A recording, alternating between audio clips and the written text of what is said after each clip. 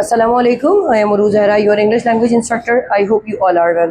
In this video, we will discuss about the WH words, and WH words are also called the detailed question. English language learners को एक sequence से पढ़ना बहुत ज़रूरी होता है. If you take any days off, तो ये आपका लॉस है. तो हमें क्या करना होता है? सबसे पहले जब हमने प्रेजेंट सिंपल डिस्कस किया, प्रेजेंट सिंपल के स्ट्रक्चर्स डिस्कस किए जिनकी वीडियो यूट्यूब पे मौजूद है, तो आज हम थर्ड डे अपना डिस्कस कर रहे हैं WH वर्ड्स. WH वर्ड्स अभी इब्तदाई लेवल पर पढ़ाना ज़रूरी होता है. हम डिस्कस करते हैं कि WH वर्ड्स हैं क्या. आइए ज़रा इसकी बात समझते हैं. वैसे तो इंग्लिश में अराउंड 20 से ज़्यादा WH वर्ड्स हैं, लेकिन हम सिर्फ 10 की बात करें जो कि काफ़ी अहम है. सबसे पहले ये समझना ज़रूरी है कि WH वर्ड मालूम क्या करते हैं. इंग्लिश में if you have a desire to ask any question to anyone, so you need to have some sort of the question. आपके पास कोई सवाल होना चाहिए. सवाल मालूम करने के लिए इंग्लिश में दो तरीके होते हैं. The first one is called interrogative. आपको पता है ये बात, जो हम इंटेरोगेटिव क्वेश्चन करते हैं. For example, do you work, do you know, do you come, do you smile, do you love, do you go there, do you.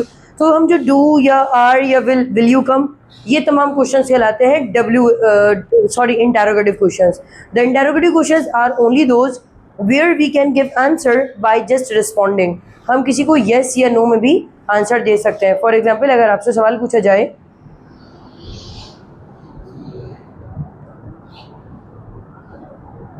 Do you like to sleep early, क्या आपको जल्दी सोना पसंद है, तो या मैं इसका जवाब येस या नो में स्टार्ट कर सकती हूँ, और बहुत कम वक्त होगा तो मैं येस या नो में से कोई भी जवाब दे सकती हूँ.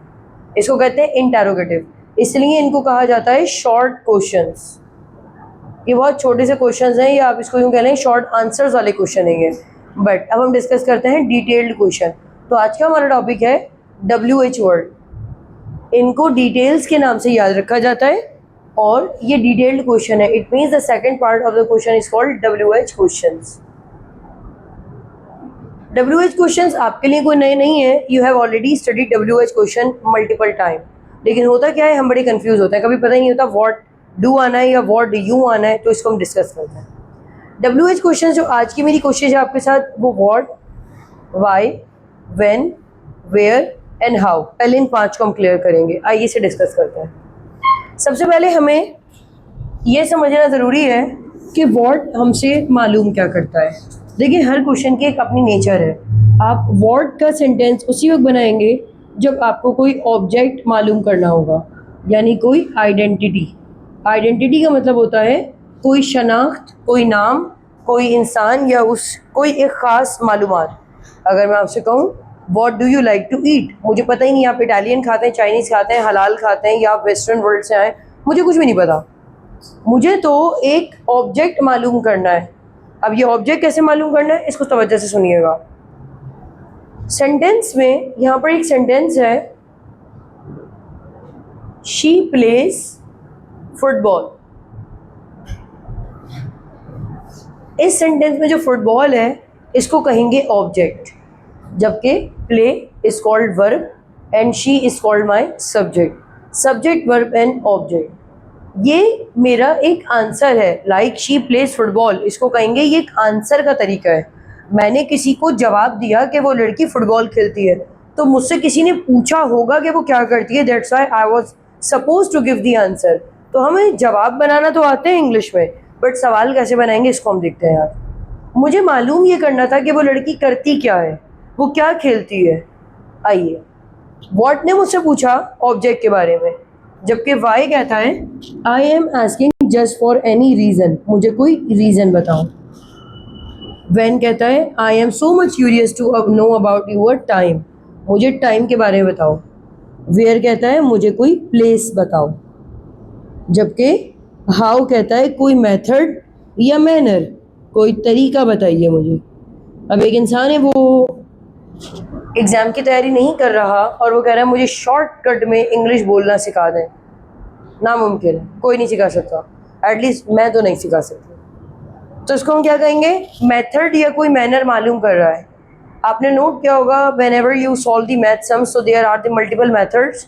आप वो मेथड को अडॉप्ट करते हैं जो आसान होता है, तो वो भी कोई मेथड है, कोई मैनर है. आपके सामने यहाँ पर हम WH क्वेश्चंस को पढ़ने लगे हैं एंड WH क्वेश्चंस हमें कहता है कि कोई डिटेल्ड क्वेश्चन बताओ, मुझे इसका जवाब 1-2 लाइन में नहीं चाहिए, मुझे डिटेल्स चाहिए, हर क्वेश्चन एक अलग नेचर का है, यस नो में बात नहीं हो सकती। तो WH क्वेश्चंस बहुत सारे, पर मैं 5 की बात कर रही हूँ। आगे बढ़ते हैं और डिस्कस करते हैं कि WH क्वेश्चंस को बनाएंगे कैसे। मैं वापस से आती हूँ अपने रफ वर्क पर। ये एक सेंटेंस है कि शी प्लेज फुटबॉल, ये सब्जेक्ट है, that's called my verb and this one is called my object. ये सब्जेक्ट है, ये वर्ब है, ये ऑब्जेक्ट है, और मैं आज बात करने लगी हूँ इंटेरोगेटिव की। पहले इंटेरोगेटिव को समझिए कि इंटेरोगेटिव होता क्या है। अगर आपसे कहा जाए कि आई प्ले क्रिकेट, आपने कहा ये सब्जेक्ट है, ये वर्ब है और ये मेरे पास ऑब्जेक्ट है। आइए नेगेटिव देखते हैं। आई डू नॉट प्ले क्रिकेट, भाई मैं क्रिकेट नहीं खेलता, मना कर दिया गया है। I do not play cricket, इसको कहते हैं the negative sentence to discuss anything. But if I would like to ask any question, if I have a desire to ask any question about anyone, so I will definitely I will make or bring the helping verb at the first. Do I play cricket? So here the concept of asking the question in a shorter way is called interrogative. इसको मजीद एक example से देखते हैं। He will help you, इसका interrogative बनेगा will he help you। तो any sentence where the helping verb comes at first, उसको हम कहते हैं इंटेरोगेटिव। इसको बनाने का फॉर्मेट क्या है, आइए फॉर्मेट समझते हैं। मैं आपसे कहती हूँ इस वक्त अभी आप सिर्फ देखिएगा, बिकॉज वीडियो में काफ़ी ज़्यादा टर्निंग पॉइंट्स आ सकते हैं। आपने कोई भी सवाल मालूम करना है, आपने पहले WH वर्ड्स को पहले लिखना है। आइए इंटेरोगेटिव, कोई भी इंटेरोगेटिव है, कोई भी इंटेरोगेटिव है, आपको पता है हेल्पिंग वर्ब पहले आएगा, ये और ये। आइए पहले हम समझते हैं। अभी मैं आपसे ये कहने लगी हूँ, इंटेरोगेटिव आपको पता लग गया ये होता है, और WH कोई सा भी वर्ड पहले आ जाएगा। मैं आसान करके यहाँ पर एक बात करूँगी, आप ज़रा देखिएगा इसे।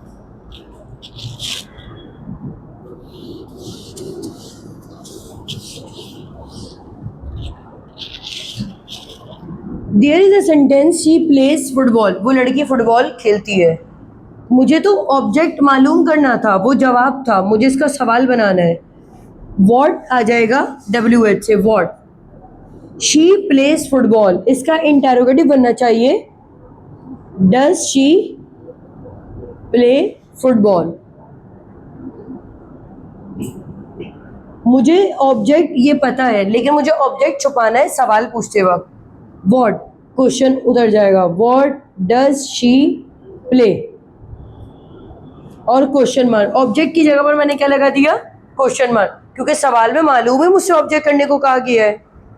What does she play.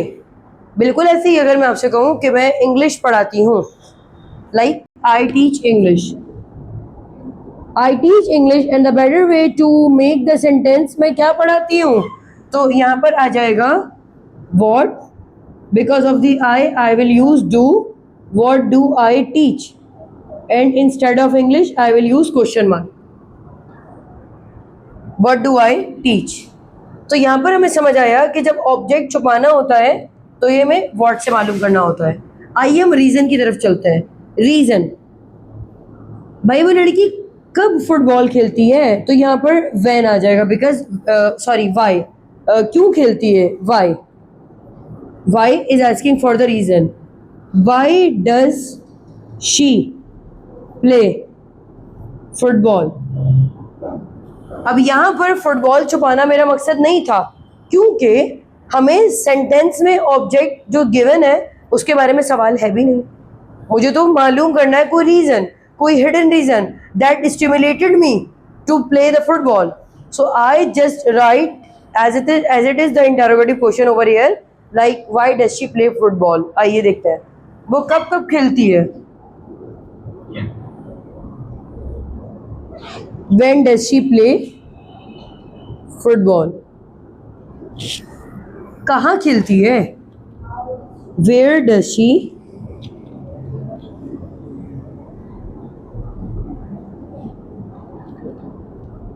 Football and कैसे कैसे खेलती है?